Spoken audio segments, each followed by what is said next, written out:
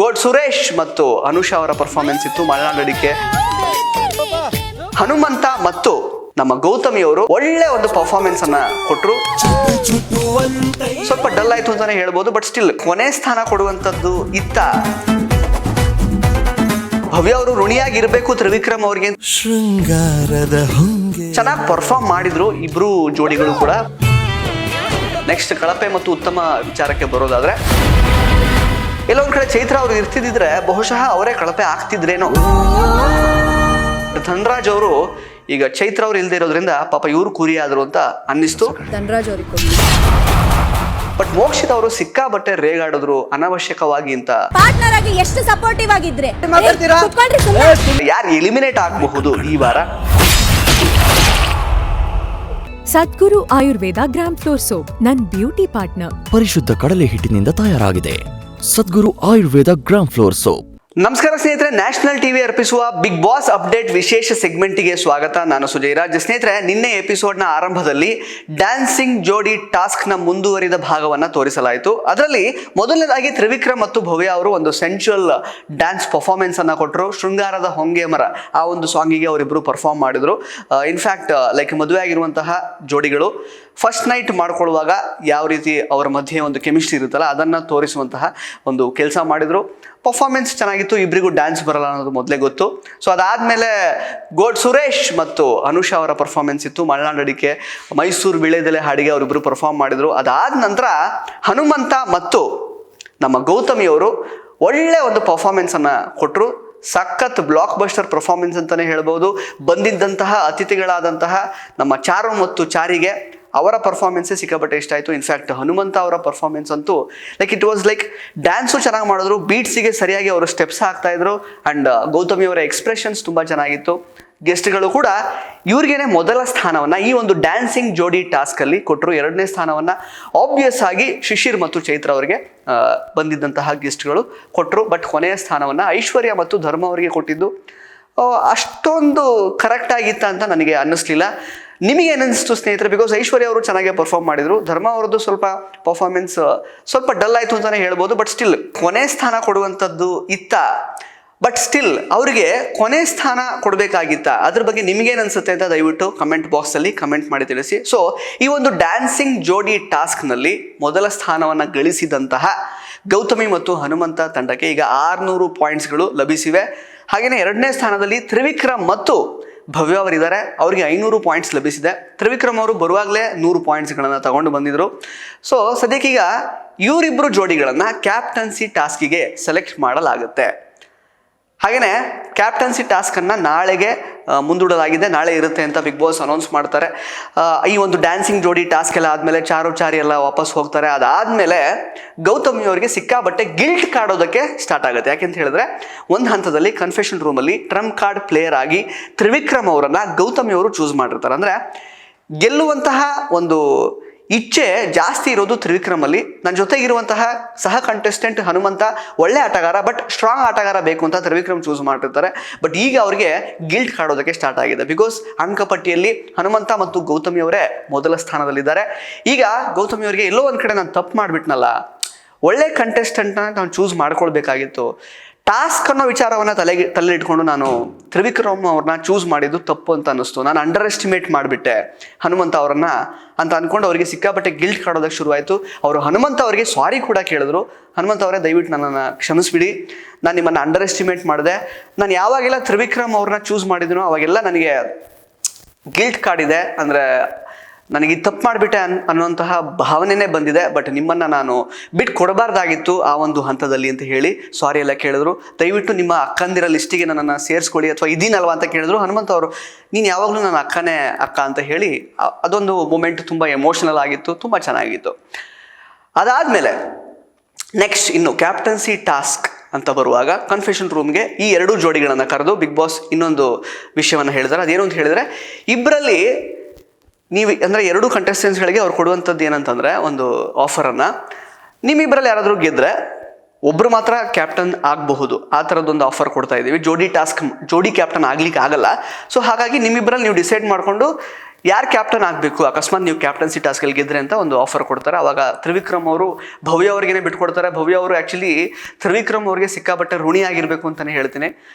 In fact ಅವರು ಎಷ್ಟರ ಮಟ್ಟಿಗೆ ಈ ಇಡೀ ವಾರದಲ್ಲಿ ಸಾಕಷ್ಟು ವೇರಿಯೇಷನ್ಸ್ ಇದ್ರೂ ಕೂಡ ಓನ್ಲಿ ಬಿಕಾಸ್ ಆಫ್ ತ್ರಿವಿಕ್ರಮ್ ಭವ್ಯ ಅವರು ಈ ಸಲ ಕ್ಯಾಪ್ಟನ್ ಆಗ್ತಾರೆ ಆ್ಯಕ್ಚುಲಿ. ಇನ್ಫ್ಯಾಕ್ಟ್ ಹೇಳಬೇಕು ಅಂತಂದರೆ ಸೊ ಅದಕ್ಕೆ ಅವರು ಋಣಿಯಾಗಿರಲೇಬೇಕು. ಆ್ಯಂಡ್ ಅಫ್ಕೋರ್ಸ್ ಕನ್ಫೆಷನ್ ರೂಮಲ್ಲಿ ಲೈಕ್ ಹನುಮಂತ ಮತ್ತು ಗೌತಮಿ ಅವ್ರ ಮಧ್ಯೆ ಯಾರು ಕ್ಯಾಪ್ಟನ್ ಆಗಬೇಕು ಅಂತ ಬಂದಾಗ ಹನುಮಂತ ಅವರು ನಾನು ಆಲ್ರೆಡಿ ಕ್ಯಾಪ್ಟನ್ ಆಗಿದ್ದೀನಿ, ಗೌತಮಿ ಅವರು ಆಗಲಿ ಅಂತ ಹೇಳಿರ್ತಾರೆ. So captaincy task actually it was very tricky and ಸಿಕ್ಕಾಪಟ್ಟೆ ಫಿಸಿಕಲಿ ಸ್ಟ್ರೈನಿಂಗ್ ಕೂಡ ಆಗಿತ್ತು.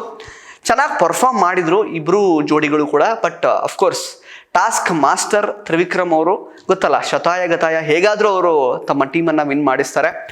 ಇನ್ಫ್ಯಾಕ್ಟ್ ಪ್ರತಿ ಹಂತದಲ್ಲೂ ಅಂದರೆ ಕಂಪ್ಲೀಟ್ ಎಫರ್ಟ್ ಇದ್ದಿದ್ದು ತ್ರಿವಿಕ್ರಮ್ ಅವ್ರದ್ದೇನೆ. ಈ ಒಂದು ಕ್ಯಾಪ್ಟನ್ಸಿ ಟಾಸ್ಕ್ನ ಗೆಲುವಿನಲ್ಲಿ ತುಂಬ ಚೆನ್ನಾಗಿ ಗೆಲುವಿನ ದಡವನ್ನು ಲೈಕ್ ಭವ್ಯ ಅವರನ್ನು ಮುಟ್ಟಿಸ್ಬಿಟ್ರು. ಭವ್ಯ ಅವ್ರಿಗೆ ಆ್ಯಕ್ಚುಲಿ ಆಗಲೇ ಹೇಳಿದಾಗೆ ಭವ್ಯ ಅವರು ತುಂಬಾ ಋಣಿಯಾಗಿರಬೇಕಾಗುತ್ತೆ ತ್ರಿವಿಕ್ರಮ್ ಅವ್ರಿಗೆ. ಓನ್ಲಿ ಬಿಕಾಸ್ ಆಫ್ ತ್ರಿವಿಕ್ರಮ್ ಈ ವಾರ ಅವರು ಕ್ಯಾಪ್ಟನ್ ಆಗಿದ್ದಾರೆ. ಬಟ್ ಗೌತಮಿ ಅಗೇನ್ ಬಹಳ ಸಲ ಅವರು ಈ ಒಂದು ಕ್ಯಾಪ್ಟನ್ಸಿ ಹಂತಕ್ಕೆ ಹತ್ರಕ್ಕೆ ಬಂದು ವಾಪಸ್ ಹಿಂದೆ ಸರಿಯುವಂತಹ ಒಂದು ಸಿಚುವೇಶನ್ ಬರ್ತಾನೆ ಇದೆ ಅವರಿಗೆ. ಅದಕ್ಕಾಗಿ ಅವರು ಎಮೋಷನಲ್ ಆದರು. ಬಟ್ ಫೈನ್, ಏನು ಮಾಡಲಿಕ್ಕೆ ಆಗಲ್ಲ, game is a game. But ಈಗ ನಾನು ಭವ್ಯ ಅವರು ಋಣಿಯಾಗಿರಬೇಕು ತ್ರಿವಿಕ್ರಮ್ ಅವ್ರಿಗೆ ಅಂತ ಹೇಳಿದೆ. But this is Bigg Boss game. ಇಲ್ಲಿ ಒಬ್ಬರನ್ನ ತುಳ್ಕೊಂಡು ಅಥವಾ ಒಬ್ಬರನ್ನ ಹೊರಗೆ ಹಾಕ್ತಾನೆ ಫೈನಲ್ ಹಂತಕ್ಕೆ ಬರಬೇಕಾಗತ್ತೆ. ಸೊ ಈಗ ಭವ್ಯ ಅವರು ಕ್ಯಾಪ್ಟನ್ ಆಗಿದ್ದಾರೆ. ಭವ್ಯ ಅವರು ಅನ್ಬಯಾಸ್ಡ್ ಆಗಿ ಮನೆ ಒಳಗಡೆ ಯಾವ ರೀತಿ ನಡ್ಕೊಳ್ತಾರೆ ಅನ್ನುವಂತಹ ಕುತೂಹಲ ಇದ್ದೇ ಇದೆ. ಬಿಕಾಸ್ ಅವರು ಆಲ್ರೆಡಿ ಬಯಾಸ್ಡ್ ಅಂತ ಇಡೀ ಮನೆಗೆ ಗೊತ್ತು, ನೋಡ್ತಾ ಇರುವಂತಹ ಪ್ರೇಕ್ಷಕರಿಗೂ ಗೊತ್ತು. ಸೊ ಹಾಗಾಗಿ ಅನ್ಬಯಾಸ್ಡ್ ಆಗಿರೋದು ತುಂಬ ಇಂಪಾರ್ಟೆಂಟ್ ಆಗುತ್ತೆ ಕ್ಯಾಪ್ಟನ್ ಆಗಿ. ಬಿಕಾಸ್ ಈಗ ಒಂದು ರೀತಿ ಅವರಿಗೆ ಸಾಫ್ಟ್ ಕಾರ್ನರ್ ತ್ರಿವಿಕ್ರಮ್ ಅವ್ರ ಮೇಲೆ ಇರುತ್ತೆ. ಯಾಕೆಂತಂದರೆ ಗೆಲ್ಸ್ಕೊಟ್ಟಿರೋದೇ ಅವರು, ಕ್ಯಾಪ್ಟನ್ ಮಾಡಿರೋದಕ್ಕೆ ಪ್ರಮುಖ ಕಾರಣನೇ ತ್ರಿವಿಕ್ರಮ್ ಅವರು. ಹಾಗಾಗಿ ಮುಂದಿನ ವಾರದಲ್ಲಿ ಬರುವಂತಹ ಟಾಸ್ಕ್ಗಳಲ್ಲಿ ತ್ರಿವಿಕ್ರಮ್ ಅವರ ಪರವಾಗಿ ಆಡುವಂತಹ ಚಾನ್ಸಸ್ ಜಾಸ್ತಿ ಇರುತ್ತೆ. ಬಟ್ ಅಂತಹ ಸಂದರ್ಭದಲ್ಲೂ ಆ್ಯಸ್ ಅ ಕ್ಯಾಪ್ಟನ್ ಯಾವ ರೀತಿ ವಿಷಯಗಳನ್ನು ಹ್ಯಾಂಡಲ್ ಮಾಡ್ತಾರೆ, ಎಲ್ಲರನ್ನೂ ಒಟ್ಟಿಗೆ ನೋಡುವಂತಹ ಮನಸ್ಥಿತಿಯನ್ನು ನಾವು ಭವ್ಯ ಅವರಲ್ಲಿ ಕಾಣಬಹುದಾ ಅನ್ನುವಂತಹ ಕುತೂಹಲ ಅಂತೂ ಇದ್ದೇ ಇದೆ. ನೋಡಬೇಕು, ಅದು ಮುಂದಿನ ವಾರದಲ್ಲಿ ಗೊತ್ತಾಗುತ್ತೆ. ಆ್ಯಂಡ್ ಅಫ್ಕೋರ್ಸ್ ಇನ್ನು ನೆಕ್ಸ್ಟ್ ಕಳಪೆ ಮತ್ತು ಉತ್ತಮ ವಿಚಾರಕ್ಕೆ ಬರೋದಾದರೆ ಧನರಾಜ್ ಅವರು ಕಳಪೆ ಆಗ್ತಾರೆ, ಉತ್ತಮವನ್ನು ಸುರೇಶ್ ಅವರು ಪಡ್ಕೊಳ್ತಾರೆ.